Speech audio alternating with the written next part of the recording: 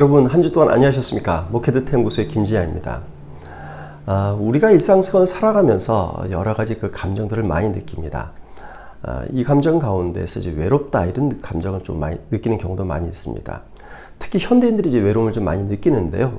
여러분들 자주 들으셨겠지만 군중 속의 고도 이런 것들도 현대인의 외로움을 이야기를 많이 하고 있습니다. 특히 이제 코로나 동안에 집에 있는 시간이 많고 다른 사람들과의 관계가 좀 멀어지고 사회적 거리두기 때문에 그 만나는 빈도도 적어지고 이렇기 때문에 코로나 상황 속에서 외로움도 또 많이 늘어난 것 같습니다. 그래서 넘버즈 152호에서는 외로움에 대해서 한번 살펴보도록 그렇게 하겠습니다. 이번에 한국 사람이 얼마나 외로움을 느끼는지 한번 조사한 결과가 있습니다.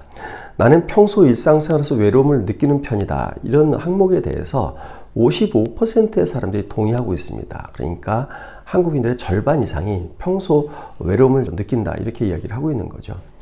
근데 좀 다른 질문 또 하나 있습니다. 사회 전반적으로 외로움을 느끼는 사람들이 있는 편이다. 이런 항목에 대해서는 88%가 동의를 했습니다. 내가 외로움을 느끼다가 55%, 사회 전반적으로 외로움을 느끼는 사람들이 있는 편이다가 88%, 한 30%포인트 정도 차이가 나타나는데요.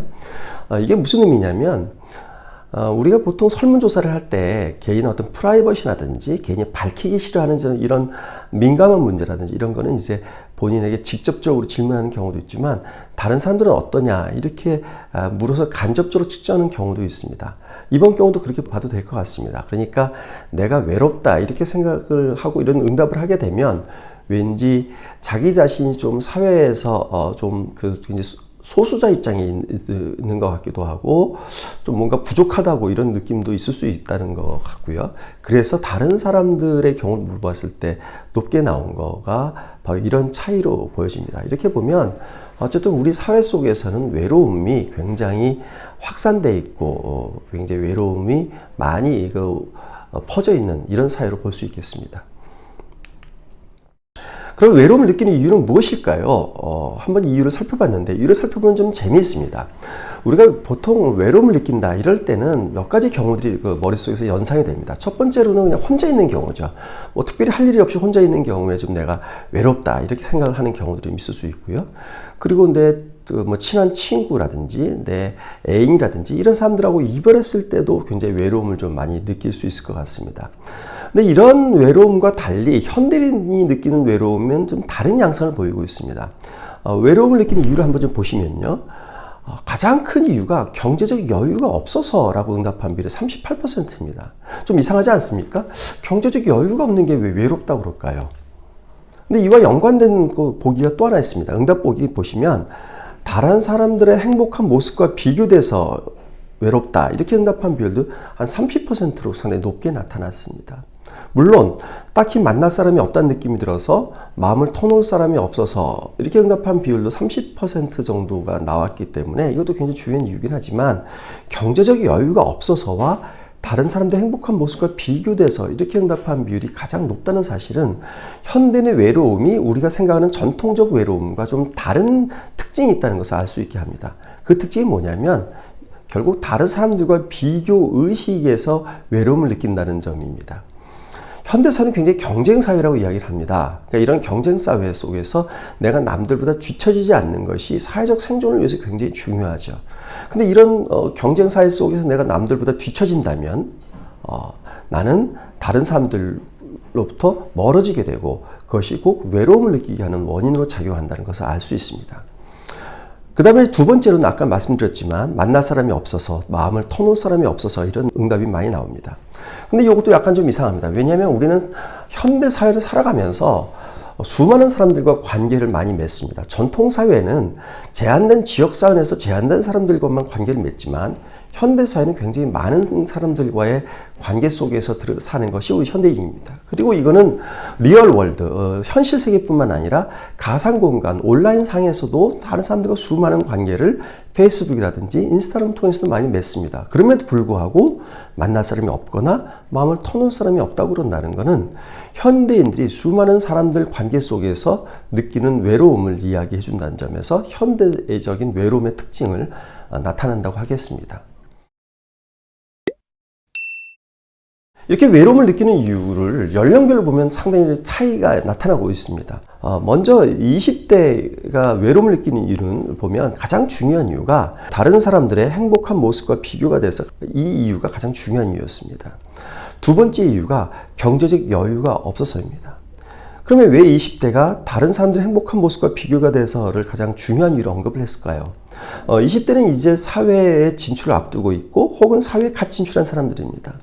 이게 사회 진출을 앞두고 있으면서 이 사람들이 다른 사람들의 모습을 보면 저 사람들은 사회에 쉽게 진출하는구나, 사회에 벌써 진출을 해서 굉장히 좋겠구나, 이런 감정을 가지는데 본인은 여전히 사회에 진출하는 것에 대해서 두려움을 갖게 되고 걱정을 하게 됩니다. 바로 그러한 모습을 가진 것을 통해서 외로움을 느끼게 되는 거죠. 바로 그러한 20대들이 느낀 심정이 반영된 겁니다. 반면에 30대는 경제적 여유가 없어서가 가장 중요한 이유였습니다. 30대이면 대부분 사회에 진출을 했습니다. 출발의 시기는 비슷했는데 출발점이 다르다고 느끼는 겁니다. 나는 비정규직으로 사회에 진출했구나. 저 사람은 안정된 직장에서 사회에 진출했구나. 뭐 이런 상황 속인 거죠. 그래서 서로 처한 위치가 다르고 이에 따라서 경제적 수입도 다르게 됩니다.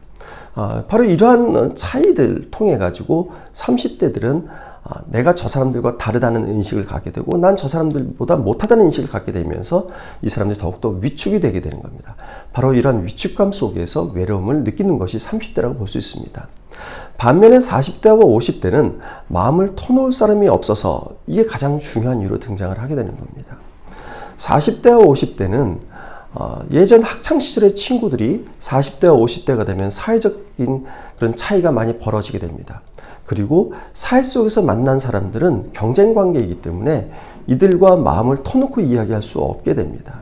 바로 이러한 많은 사람들과의 관계 속에서 본인이 진정한 친구로 마음을 터놓을 수 있는 사람이 없다, 이런 진정한 인간 관계가 없다, 이런 자각의식이 외로움을 느끼게 만드는 것이라고 저희가 볼 수 있겠습니다. 그러면 일상에서 외로움을 해소하는 방법은 무엇인가 한번 살펴봤습니다. 사람들이 보통 외로움을 해소하기 위한 가장 많이 사용하는 방법은 TV 보기였습니다. 45% 응답을 한 겁니다. 그 외에 잠자기, 음악 듣기, 맛있는 음식 먹기, 영화 보기 등이었습니다. 근데 이 TV 보기 같은 것을 보면 이건 외로움을 해소하기보다는 외로움을 잊기 위한 겁니다. 외로움을 해소한다면 진정한 친구를 만나거나 혹은 본인이 그 외로움을 해소할 수 있는 다른 사람들과의 관계망을 만들어서 외로움을 해소해야만 진정한 외로움의 해소 방법이라고 할 수 있는데 TV 보기는 외로움을 해소하는 게 아니라 잠시 잊을 뿐인 겁니다. 따라서 이러한 사람들의 외로움은 TV를 끄는 순간 그 외로움이 더욱더 깊어질 수밖에 없습니다. 그래서 현대인이 갖고 있는 외로움의 해소 방법은 외로움을 해소하는 게 아니라 오히려 외로움을 더 깊게 만드는 방법이다, 이렇게 저희가 이해해도 무방할 것 같습니다. 그런데 20대의 경우는 TV 보기보다는 SNS 하기가 더 큰 그 외로움 해소 방법을 응답하고 있습니다. 20대에서 30%, 30대에서 18%, 40대 10%가 SNS를 통해서 외로움을 해소한다고 얘기를 하고 있습니다. 근데 이 SNS 하기도 TV 보기하고 별로 다를 바가 없습니다. 왜냐하면 SNS는 물론 메신저나 혹은 페이스북을 통해서 다른 사람들과 어떤 교류를 하긴 합니다만 기본적으로는 상호 관계 속에서 외로움을 해소하기보다는 어떤 제한된 속에서 가상 공간 속에서 그 시간을 보내는 방법인 거죠. 특히 이제 SNS를 통해서 다른 사람들과의 커뮤니케이션 하는 경우도 있지만 페이스북이나 인스타그램에서 어떤 짤을 통해서 그 시간을 때우는 이런 경우들도 많이 있기 때문에 결국 SNS도 결국 따지고 보면 TV 보기와 달리 진배 없이 외로움을 잠시 잊는 방법으로 작용한다고 이렇게 볼 수 있겠습니다. 그래서 SNS 활동이 외로움을 해소하는 방법이 아니라고 하는 것은 다음 결과를 통해서 알 수 있습니다. SNS를 통해서 우울함이나 외로움을 해소했느냐, 이런 질문에 대해서 해소된다는 비율은 25%밖에 되지 않습니다. 해소되지 않는다가 33%입니다. 그러니까 이런 SNS라는 것이 다른 사람들과 교류하는 것 같지만 결국은 자기 세계 속에서 다른 사람들의 생활을 엿보는 정도밖에 되지 않기 때문에 SNS도 외로움을 해소하는 그런 특별한 방법은 되지 않는다, 이렇게 볼 수 있겠습니다. 이상으로 제가 말씀드린 거 한번 정리해 보겠습니다. 인간은 원래 외로운 존재입니다. 왜냐하면 인간은 자기가 가지고 있는 고유성, 독특성을 다른 사람들로부터 100% 이해받지 못합니다. 그렇기 때문에 인간은 외로울 수밖에 없습니다. 하지만 현대의 외로움은 이런 외로움과 다릅니다.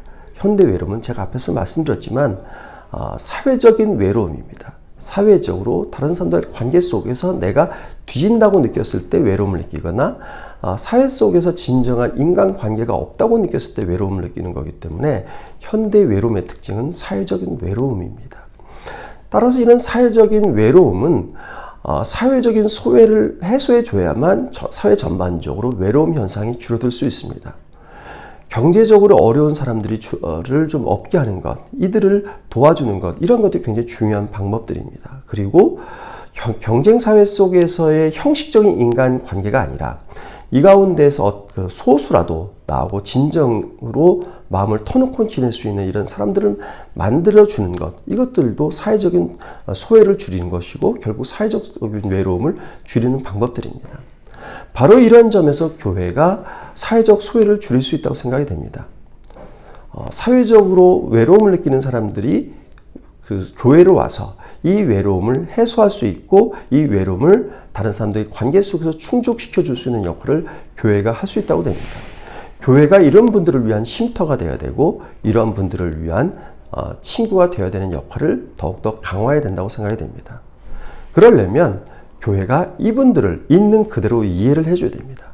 외로움은 사람이 없어서 외로움이 아니라 나에게 공감해주는 사람이 없다고 느낄 때 외로움이기 때문에 이런 분들을 교회가 있는 그대로 받아들여줘서 이분들이 내가 공감받구나 이렇게 느끼도록 해줘야 교회가 진정한 외로움 느끼는 사람들의 친구가 될 수 있고 쉼터가 될 수 있는 그런 역할을 할 수 있다고 생각이 됩니다. 네, 이상으로 넘버즈 152호 말씀드렸고요. 다음 주에 다시 찾아뵙겠습니다. 감사합니다.